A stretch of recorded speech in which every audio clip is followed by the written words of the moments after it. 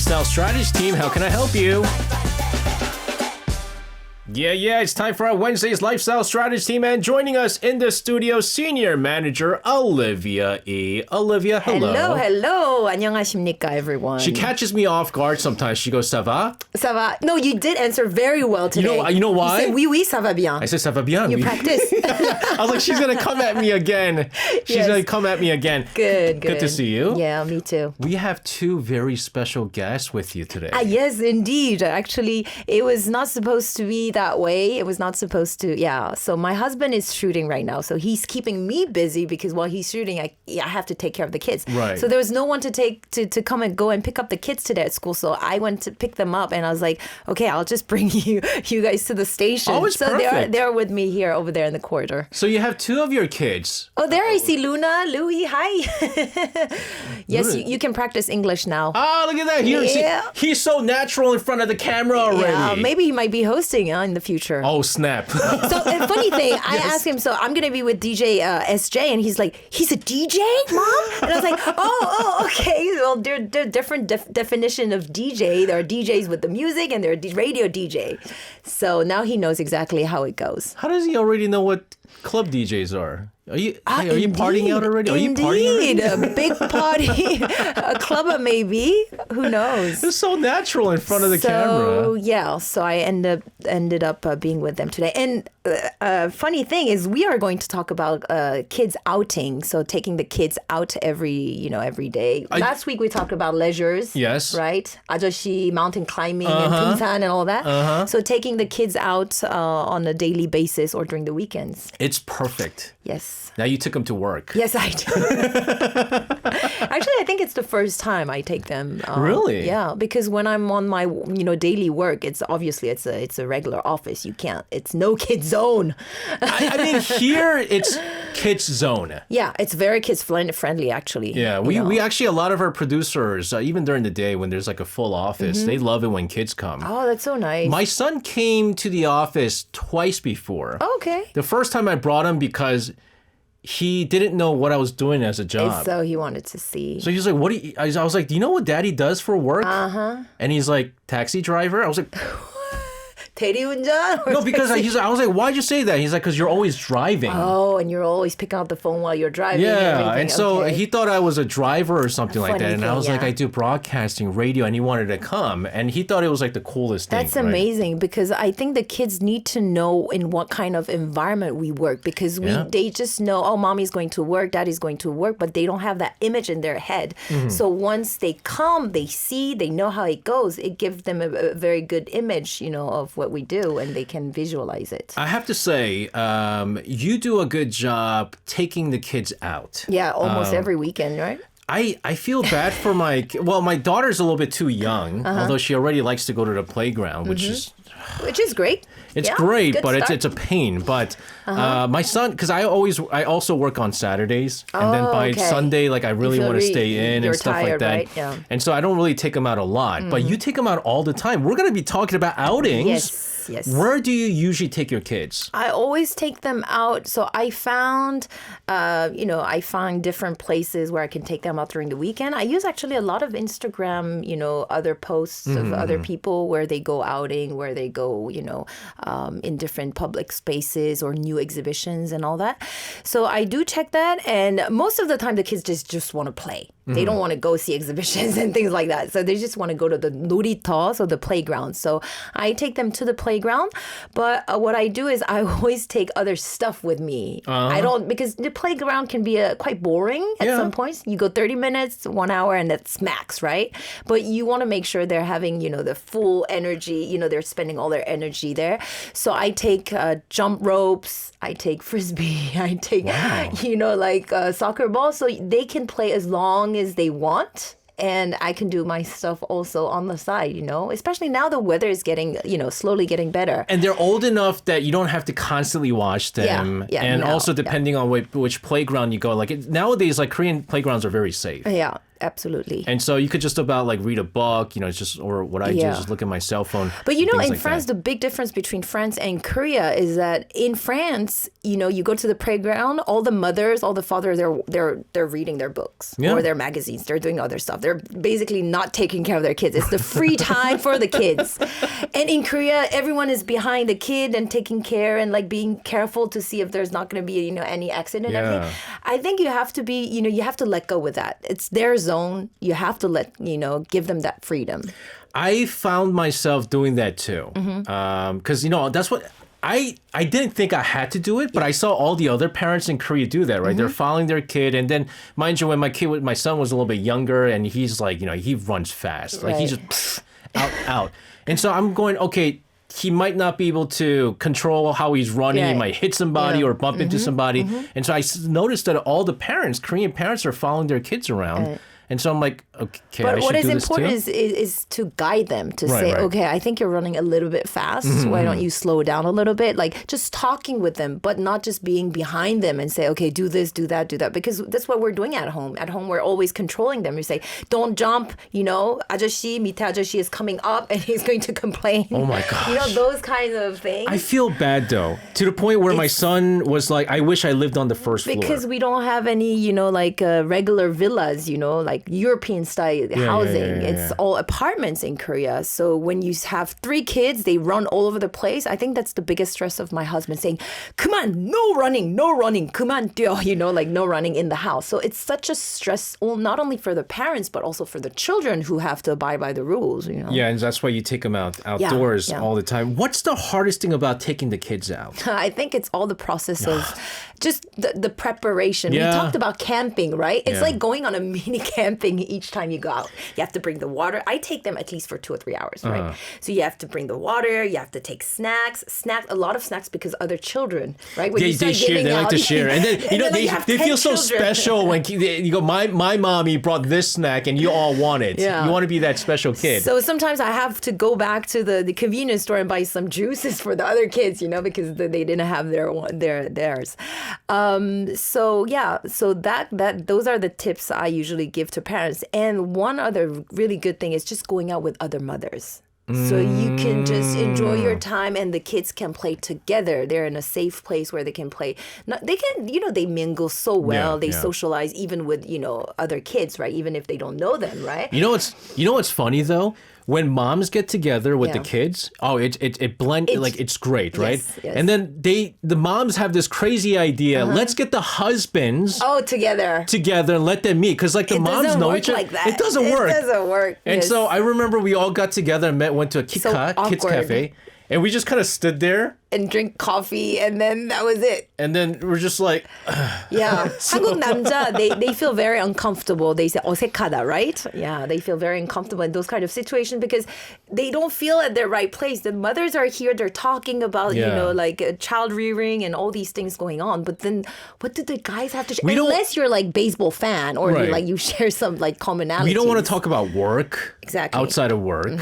And like you don't want to, and also like talking about where you work come off as like being very like arrogant sometimes. So you're going like, I work here, or like I do this, like something, or like I'm a pujang, I'm a manager I'm senior manager, right? So you don't want to get into that uncomfortable situation, and it ends up being that you have nothing to say, unless there is that one dad who's the talker, and he decides to kind of lead the conversation. But that's tiring too, right? You need your own time sometimes. So I can't do that. And you talk all day, right? Yeah, I do. The weekend, you just want to sit and just like stay home and just relax. Absolutely, right? Absolutely. I want to ask you this though, and because I feel like this is something that many parents here in Korea go through. Have you ever had a really tough experience while out with the kids? I did, but it was not in Korea. That was in France. Okay, that's good. Okay. In Korea, I mean, there's not really a reason why it's everything. For me, I mean, in Korea, I never felt that it was hard in any ways, except that you can't go out the way you go out in Europe. You can't take your stroller, you have to be in a park if you want to do, like push your kid in a stroller. It's a totally different way of going out. I did have a hard time 3 years ago when I took my 3 kids alone to France and I had the baby By when she was like yourself? 7 months. Yeah, my husband was shooting a movie at that time so for 2 months and he had to cancel. So I was like, I'm not canceling everything. So I took the 3 kids on my own and I had booked an Airbnb in the south of France and somehow it was not really well located. It was kind of this like a little bit insecure district in Marseille area. And the owner of the Airbnb is not answering my phone call and I don't know the password. It was already 9 p.m. I had a 3 hours train ride already. We were so tired. My kids one was crying, one wanted to go to the toilets and the other one, she was she was getting hungry. She was only 7 months and it's not answering. And I was like, oh my God, we're going to sleep. I mean, I don't know what to do. I had the big 2 suitcases. Jeez. And I ended up calling. He had sent me a phone number of a taxi who could pick us up at the train station to come to the Airbnb. But I thought it was like a random taxi. That was the only way I could communicate, with it. I called this man. I was like, okay, so I booked this Airbnb, but I don't have the owner's number. Could you help me? I was like, okay, I think I can have his phone number through another friend. We waited for an hour in this little tiny street and everybody was looking at me like because I had the 3 kids. Yeah, right. Like, 2 carriages, so she get kicked out of her house. And like they were looking so that was actually mentally very tough where I felt like, oh, this is out of my control. But when I control things, when you book a hotel or things like that, those things never happen, right? But when it's like, a business, like personal, it's an Airbnb or those kind of facility, it's totally different. The service is different. So you have to make sure when you have kids that everything is well sorted out. So that was a good experience. You know what I realized? It's interesting you mentioned this because you're considered a super mom. That's also I believe your tag. I've seen moms who do that where multiple kids go on trips by herself, no husband because the husband can't go or something like that.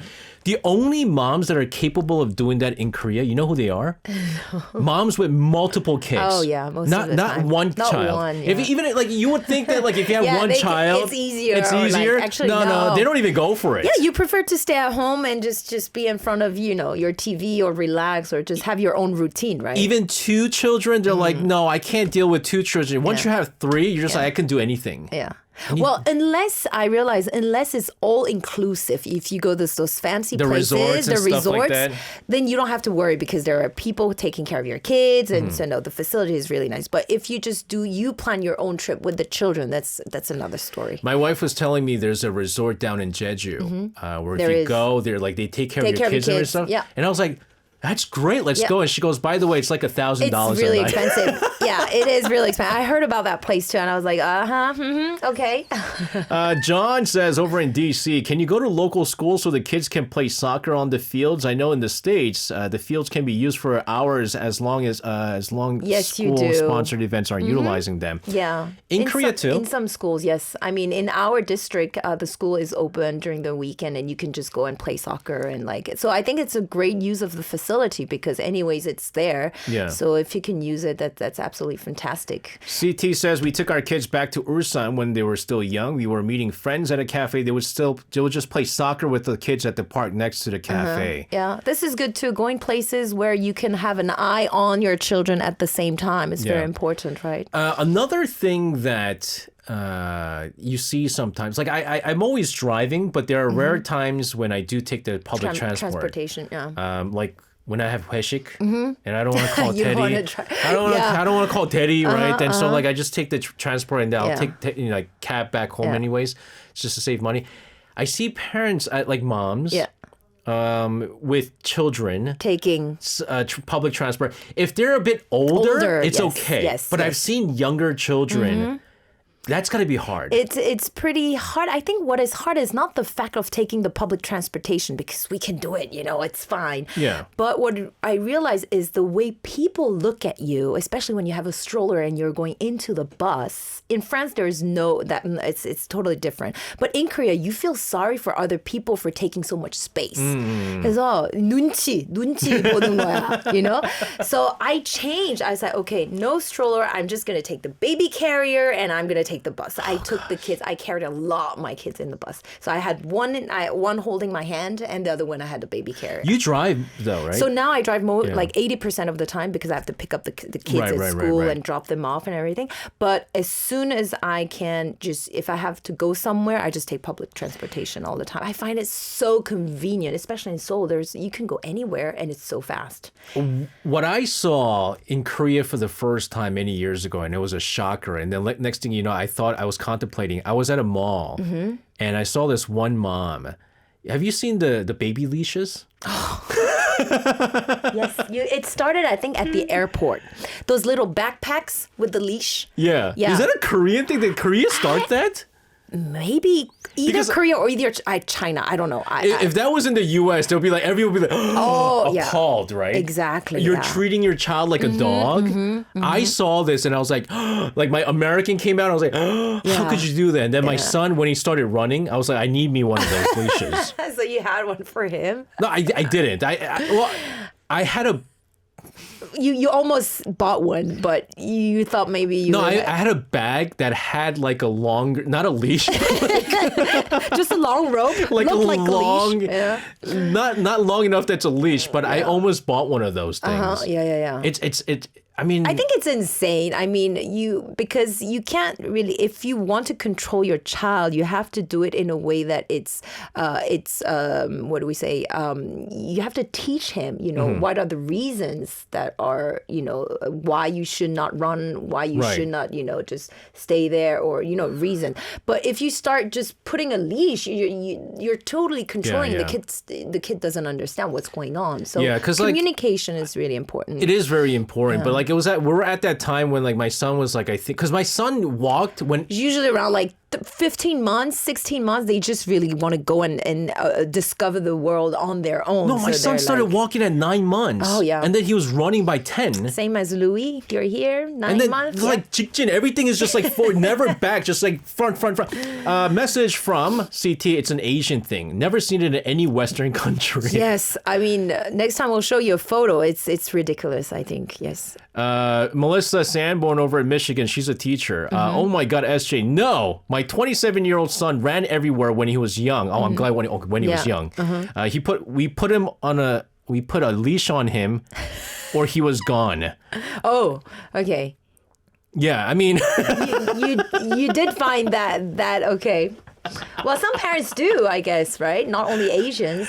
I had mixed feelings. Yeah. Like, okay, I never bought a baby leash or a child leash, but I was contemplating. It gets very difficult. I guess, yeah. And now you have all these, little mini cars. You put your child into it, and then they just drive around, the park. That's good ones. Or you have the ones that you push. Yeah. I mean, it's very convenient for the parents, but it doesn't give that much autonomy for the children. So I never had that. I mean, I always let my kids, run and just be free, and then taking off their shoes and be in the playground. I was like, with water everywhere. I was like, oh, but then that's part of it. They learn, they do with it. No wonder you guys made the Statue of Liberty. Freedom. Faz over in Malaysia says another thing, when there are multiple children, those children already have a bit of sense on how to take care of each other, absolutely. even when they're not under their mother's watch. Yeah, they do. They co-parent. I mean, they kind of. Were your kids were good with that? Yeah, like Louis was good with Luna. They're really taking care of the younger one, especially. I mean, you know how my parents were always saying, like, I don't know how we did it back in the days when, they used to have like five children and stuff like that. I mean, but that saying, it takes a village. It is. Like the entire village used to take care of the kids back in the days. Now it's like you don't trust your neighbors. Individualistic, yeah. Oh, absolutely. You don't even talk to let's talk about, like public space and how you behave in public space. I was very surprised by the fact that actually you either don't know your neighbor, or even if you know them, you kind of avoid them, before entering home. If you know that, that person lives, you press like another floor or something. I heard these really weird stories. But the relationship you have with your neighbor in Korea is totally different from Europe or Western countries. In Korea, that like the privacy thing is like another thing. It's like they're in the society, they have a lot of what we call chong and friendship and all that.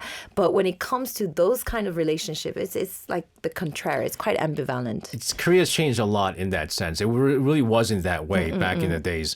We're going to continue to talk about outings with children, especially with an expert in Supermom Olivia Ih joining us in the studio. As we saw, Louis and Luna, as Made It Up says, they're running riot in the studio. Everything is like, so you said it was the first time like coming to like a broadcasting studio. Everything is like new to them. Yeah, of course. They're discovering. That's the wonders of being a child, right? And of course, like, I mean, I know they can't get out of here, unless, I'm done with the show. So it's a very safe environment. It's like a kids' cafe, for them. It's discovery. Which is, again, speaking of which, kids' cafe, I feel like it's like a Korean thing. Yeah, I think so. I think it's an Asian thing, yeah. And I don't know if it would be well exported abroad because we have so many parks and there's so much areas, so much space. Yeah. But in Korea, because we don't have a lot of space to play outdoors, and I think because the parents, they want to have a control on their child so much.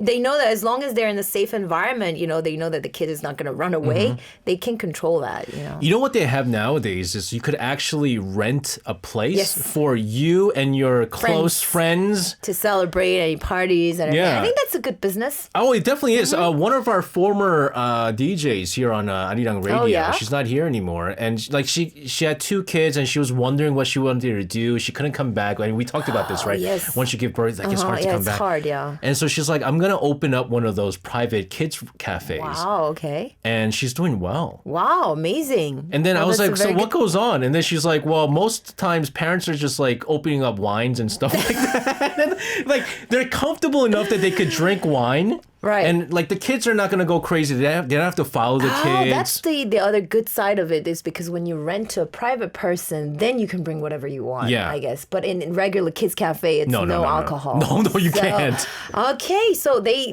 end up opening like all these, They're drinking wine and they go like, Mommy, I'm hurt. Go get a Band-Aid, things like that. Yeah. But let's go opposite of what we just talked about. Overall, I would say Korea is a very kid-friendly place. There's a lot of things to do. Overall. But I think I struggled a little bit with some restaurants, going to restaurants with the kids. When it's a little bit high-end, they're like, oh, no, not if it's not over 12, then, they kind of reject you. Which is why we have now what's called the no-kid zone. Absolutely, yeah. You see more of this in cafes.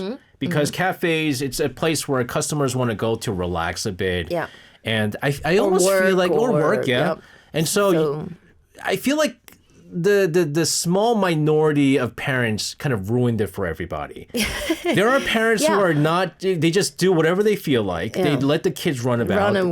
Throw diapers on tables and things like that for the workers to throw away at the end. Yeah. And so that's why there's a lot of no kids zones. No kids zone. I absolutely understand the owner's perspective, but on a parent's perspective, you're like, well, if you're not allowed to take your kids to those kind of restaurant open place and everything, then when are you going to when are you going to educate them how to behave and everything, Good point. So I think, when you want to have your kids behave a certain way, you need to put them in uncomfortable environment. Meaning, if you're afraid of taking your child out, usually it's because you're afraid that your child might mess up, and it's very disturbing and you don't know how to control.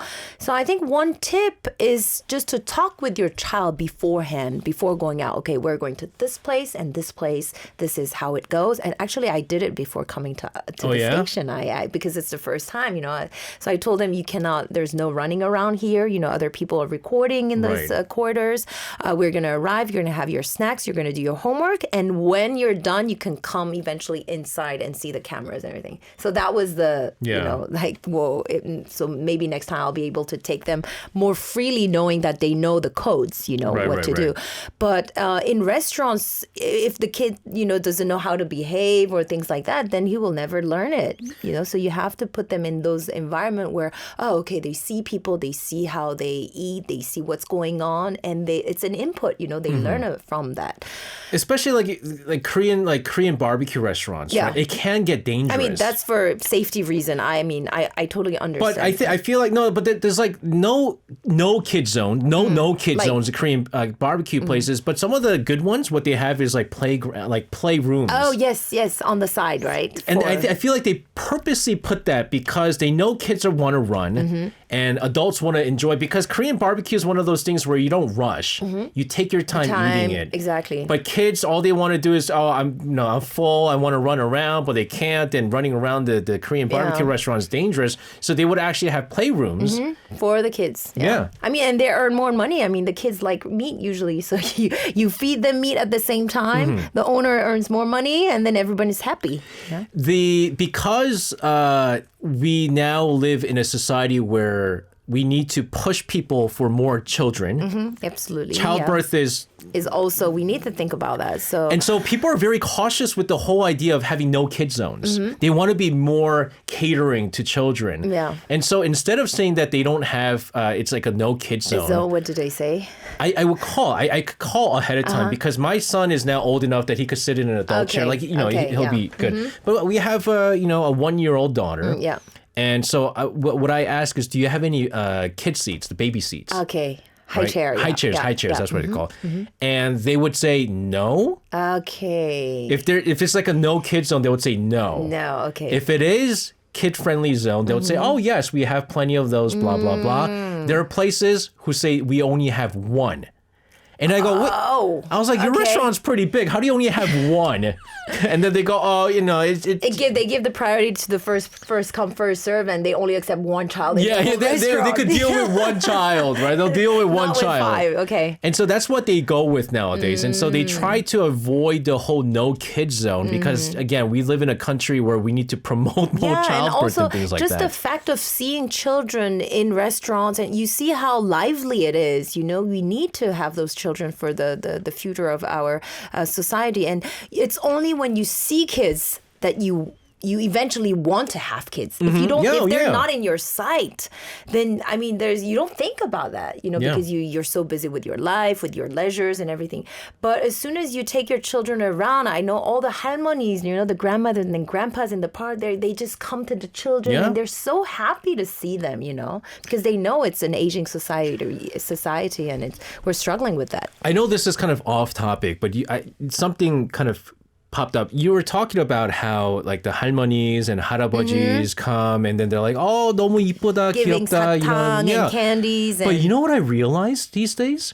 I was in an elevator at a department store with my wife and our 1-year-old because my now she goes to daycare, but before she went to daycare, and I held her, and one of the ladies in the elevator, she was like, Can I approach her? Yeah. So they're cautious with approaching children. Now, why is that? Are people getting offended with like the whole 귀엽다 stuff? Well, I think in Korea is the fact that, touching another child can be offending for the parents, So, I mean, in the States, I guess, we would just go and right.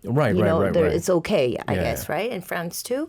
But in Korea, they're like, 혹시나, just in case, that could be bothering for the parents. They rather not. Even now, like touching the head, just the simple, gesture of touching the head. Some parents, they do not like it. So just be careful with and in some society, it's even forbidden. Touching the head is like against some cultural habits.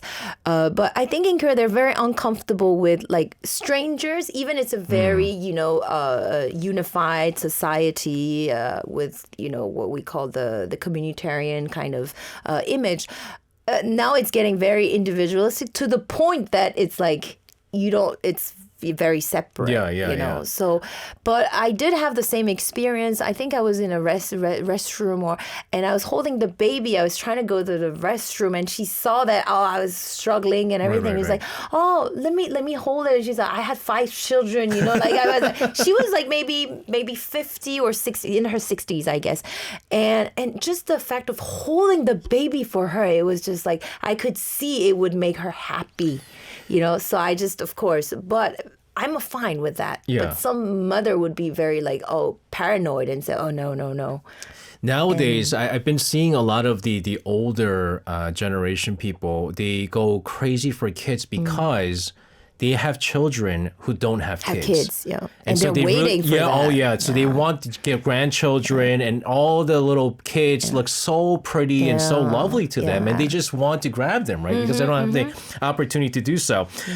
What's something, Olivia, that you really appreciate about living in Korea when it comes to, again, all the things that you could do with children? With children, I think there are so many things going on, actually, in those, what we call 동네, or like 구. Neighborhood, yeah. Oh, yeah. And usually we're not aware of what's going on, all these facilities. That's the thing. We send them to private institute or 학원s and everything, and actually the 구청 or the even the Seoul city has put so many services for the parents. For example, I just knew about this service that they had swimming classes every weekends at a very cheap price in our district. Yeah. So I just register, and now they're going to those classes, and we get 50% discount because we have 3 children. So if it's $50, we're paying $25 for the whole month and it's like 5-to-1. So there's one teacher and there are 5 children, and they're doing those things. And I used to pay like $200 before because I just didn't know about those facilities. Right. So just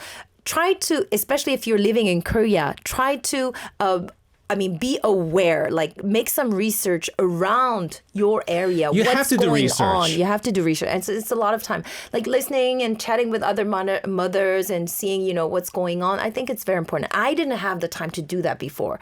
So I was always with the working moms and everything. So they have their own, world and way of vision of sending the kids to the best places and everything.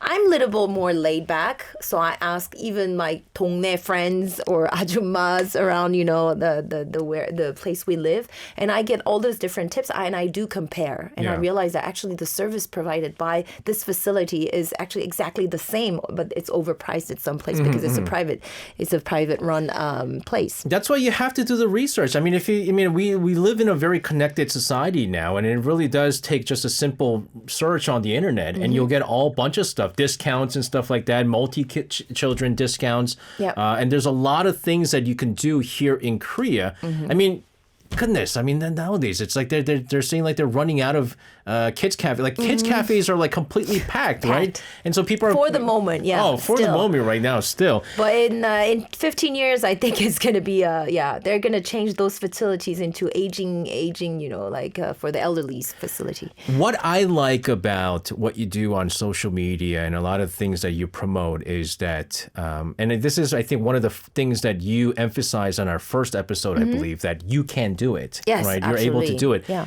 And I like the fact that you having 3 children, being able to work, focus on, housework, work life, and then on weekends still have the energy to take the kids out and stuff like that. I want to hear tips. How do you go about tips going out with kids, but also how do you make it less stressful, I think is also the important thing. Wow, that's a really good question.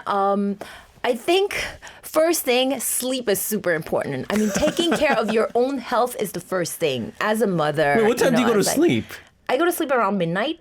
That's late, and you wake up early for like yoga and stuff like that. Yeah, but meditation. I'm a person who doesn't need that much sleep. So for me, even a 5-hour sleep can be a perfect hour. It could be, fine. But you need, when I say you need sleep, it's not, you don't need a lot of sleep. You just need the amount of sleep that you need to, do all your activities and hang out with the kids and all that, right? But I do power naps. I think we did mention about that. Yeah. I do power nap just right after lunch, like 15 minutes, and like that's a recharge for me. The other tip, so that's very important because as a mother, you're fully working. I'm fully working, and I need to take care of my kids after school and all that. So you need to have that energy. So I ask a lot of many times I ask my husband, okay, I just came from, I just need like a quick shower and I'll be right back for, to prepare dinner. You just really need to have that connection with your husband, or even it can be a nanny, it could be a mother, it could be your grandmother, it could be, you just need to tell them and voice that out, say it. Because sometimes you're enduring so much and you just burst. That's what we call like a burnout. It could be, we have burnouts while we're educating our children, child rearing. It's a very, very stressful process. So you need to have those moments where, of course, tension is normal, and sometimes it's necessary to move on. It's important. That's what gives you that, the power to endure and to continue. But you need to have those moments where you can relax too. So